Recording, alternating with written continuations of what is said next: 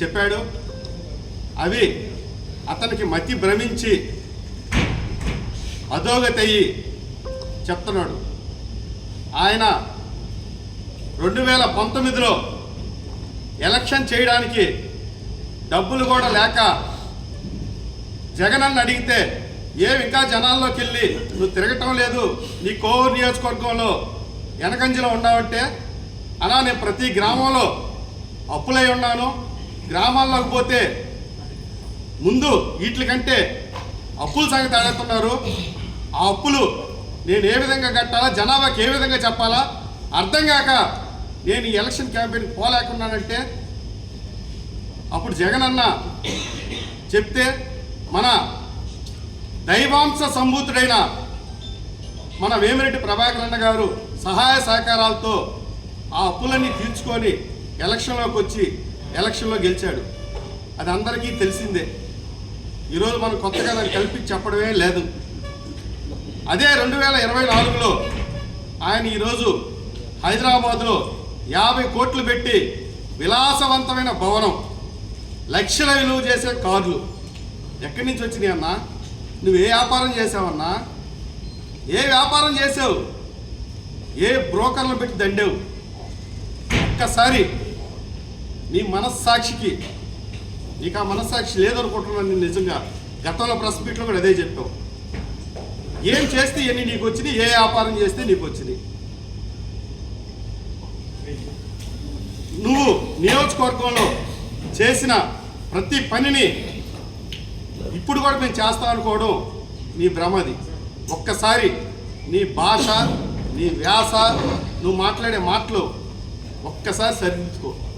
ఎందుకంటే నువ్వు ప్రెస్ మీట్కి వచ్చేటప్పుడు కారులో ఎక్కువస్తావు, వెనకాలో లేదు చెప్తే అది మాట్లాడేస్తావు. అది నిజం అబద్ధం కూడా నీకు తెలియదు. అందుకని నువ్వు ఈసారి ప్రెస్ మీట్ పెట్టేటప్పుడు దయచేసి మన గౌరవ ఎమ్మెల్యే వేమిరెడ్డి ప్రశాంత్ అక్క, వేమిరెడ్డి ప్రభాకర్ అన్న ఈ సంవత్సర కాలంలో ఏం చేశారు, ఏం అభివృద్ధి కార్యక్రమాలు చేశారు అనేది ఒక్కసారి తెలుసుకో. ఎందుకంటే వాళ్ళు నిరంతర సేవ చేయడానికి వచ్చారు, రాజకీయం చేయడానికి రాజకీయాల్లోకి రాలేదు. నువ్వు రాజకీయాల కోసమే ఉండవు. వాళ్ళు 100 సార్లు చెప్తున్నారు, మేము రాజకీయ నాయకులం కాదు, కోవూరుని అభివృద్ధి చేయడానికి వచ్చాము అని. నువ్వు లేస్తే రాజకీయాలు మాట్లాడుతున్నారు, వాళ్ళు లేస్తే అభివృద్ధి గురించి మాట్లాడుతున్నారు. ఈరోజు విపిఆర్ ఫౌండేషన్ ద్వారా స్కూల్ పెట్టి ఒక ఆటో కార్మికుడిని డాక్టర్ని చేశారు. బాలాజీ నగర్లో ఆటో సెంటర్లో పోయిన ఒకడు అడుగు. సురేష్ అనే ఆటో డ్రైవరు ఈరోజు వాళ్ళ కూతురు విపిఆర్ ఫౌండేషన్ స్కూల్లో చదివి ఎంబీబీఎస్ కర్నూలులో ఎంబీబీఎస్ డాక్టర్ చదువుతుందా లేదా? ఈ విధంగా ఎంతమంది వైద్య వృత్తిలో ఉన్నారు, ఇంజనీరింగ్ వృత్తిలో ఉన్నారు, ఎంతమంది ఐఏఎస్కి ప్రిపేర్ అవుతున్నారు. అది వాళ్ళ సంస్కృతి, అది వాళ్ళ సంస్కారం. అంతేగాని నీకు ఇష్టం వచ్చినట్టు భాష, నీ ఇష్టం వచ్చినట్టు వ్యాస, ఏదో గంభీరంగా మాట్లాడితే భయపడిపోతారు, గంభీరంగా మాట్లాడితే ఏదో అయిపోద్ది అనుకోవడం నీ భ్రమ. వాళ్ళు దైవాంశ సంభూతుడైన మన వేమిరెడ్డి ప్రభాకర్ ప్రశాంత్ అక్క మాకు నేర్పిన క్రమశిక్షణే ఈరోజు నిన్ను ప్రశ్నిద్దు ఆ విధంగా విచ్చలవిడిగా మాట్లాడేటట్టు చేస్తుంది. ఇన్ఛార్జీలు అంటున్నావు, నువ్వు పెట్టుకునే ఇన్ఛార్జీలు కాదు వీళ్ళు. కొత్తగా పాత మండలంలో అందరినీ కలయిక చేసుకుంటూ అభివృద్ధిని ఏ విధంగా చేయాలో ఆ విధంగా అభివృద్ధి చేయాలని అందరూ నాయకుల్ని సమన్వయపరుచుకుంటూ నిద్ర ఆహారాలు మాని నిరంతరం మా అందరికీ సలహాలు ఇస్తూ వాళ్ళు పనిచేస్తున్నారు. అంతేగాని నువ్వు అనుకుంటున్న బ్రోకర్లో నువ్వు పెట్టుకుంటా ఇదే కాదు. వాళ్ళు ఒక్కసారి నీ పాలనకి ఈ పాలనకి ఒక్కసారి గుర్తు తెచ్చుకో. ఈరోజు గ్రామాల్లో ప్రసన్న కుమార్ రెడ్డి అంటే ఉలిక్కి పడుతున్నారు, నిద్రపోయే వాళ్ళు ఉలిక్కి పడుతున్నారు. లేస్తే అందరినీ కొనేస్తున్నావు అంటున్నారు.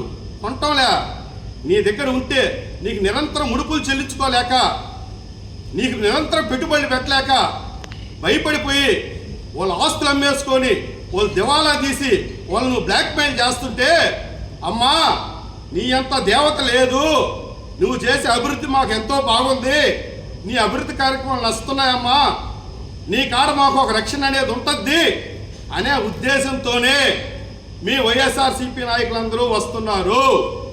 నువ్వు నిన్న వాడిన భాష అది నీ పరిజ్ఞానానికి, నీ రాజకీయానికి నిదర్శనం. నువ్వు వాడిన భాష ఏంది? బాంబేలో ఏంది నువ్వు వాడే ఆ మాట అనడానికి కూడా మాకు నోరు రావట్లే. ఎందుకంటే ఆ మహాతల్లి మాకు నేర్పిన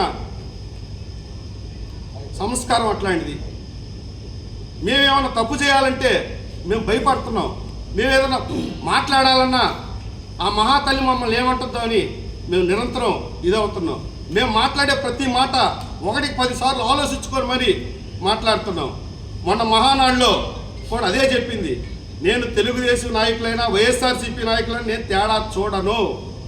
వాళ్ళు ఎవరు తప్పు చేసినా నేను వాళ్ళ మీద క్రమశిక్షణ చర్యలు తీసుకుంటానని బహిరంగంగా చెప్పింది. అంతేగాని నువ్వేదేదో అట్ట కొనుగోలు చేస్తున్నారు, అక్కడి నుంచి వచ్చే కొట్టే కరెక్ట్ కాదు. థాయిలాండ్ పటాయ్ బ్యాచ్ అని కొట్టండి గూగుల్లో. నల్లపరెడ్డి ప్రసన్న కుమార్ రెడ్డి బ్యాచ్ అని వస్తుంది. మీరందరూ కోవూరు ప్రజలంతా థాయిలాండ్ పటాయ్ బ్యాచ్ అని కొట్టండి. అట్లాంటి సంస్కృతి, అట్లాంటి వ్యవహారం ఉండేది మన ప్రసన్న కుమార్ రెడ్డికి తప్ప ఈ నియోజకవర్గంలో ఇంకెవరికి లేదు. అందువల్ల ఆయన అదే భాష వాడతాడు, అదే సంస్కృతిని ఇచ్చేస్తాడు. జొన్నవాడ దేవస్థానం చైర్మన్ పదవి పుట్టా సుబ్రహ్మణ్యానికి 25 లక్షల రూపాయలకి నువ్వు అమ్మలేదా? నువ్వు రా, సుబ్రహ్మణ్యం చేస్తాం. జొన్నవాడ కామక్షమ సాక్షిగా నువ్వు ప్రమాణం చేయడానికి సిద్ధమా? అదేవిధంగా మన గండవరం దేవస్థానం చైర్మన్ పదవి బెల్లం వెంకటకి నువ్వు ఎంత కబ్బావు, ఎంత తీసుకున్నావు ముడుపులు?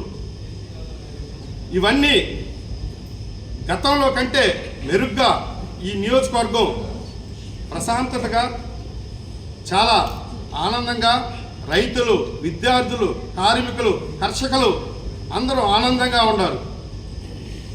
దీన్ని నువ్వు జీర్ణించుకోలేక ఏదో నిన్న జరిగిన దానికి ఏదో 100 మంది వచ్చేసారు, 1000 మంది వచ్చేసారు అంటుండవు. ఇదే కళ్యాణ మండపంలో మినీ మహానాడు జరిగింది. ఈ మహానాడికి నీకు వచ్చిన జనాభా మాకొక మండలం నుంచి వచ్చారు. వాళ్ళకి మనం స్వచ్ఛందంగా మహానాడు కోసం వచ్చిన జనాభా వాళ్ళంతా నిజమైన టీడీపీ కార్యకర్తలు. అందువల్ల నువ్వు మాట్లాడే మాట, నీ భాష, నీ వ్యాస కొంచెం మార్చుకో, పద్ధతిగా మాట్లాడడం నేర్చుకో. అంతేగాని ఎంతసేపు ఈవీఎంలు గెలిపించినాయి అంటున్నావు. 2009లో, 2012లో, 2014, 2019లో నువ్వు ఏ విధంగా గెలిచావు? ఈవీఎంల మీద గెలవలేదా? నీకేమైనా బ్యాలెట్లు పెట్టేశారా? ప్రజాస్వామ్యం అంటే మరీ అంత అపహాస్యమా? ప్రజాస్వామ్యాన్ని గౌరవించు, ప్రజాస్వామ్య పద్ధతుల్లో విమర్శించు, ప్రజాస్వామ్య పద్ధతిలో పోరాడు. అంతే.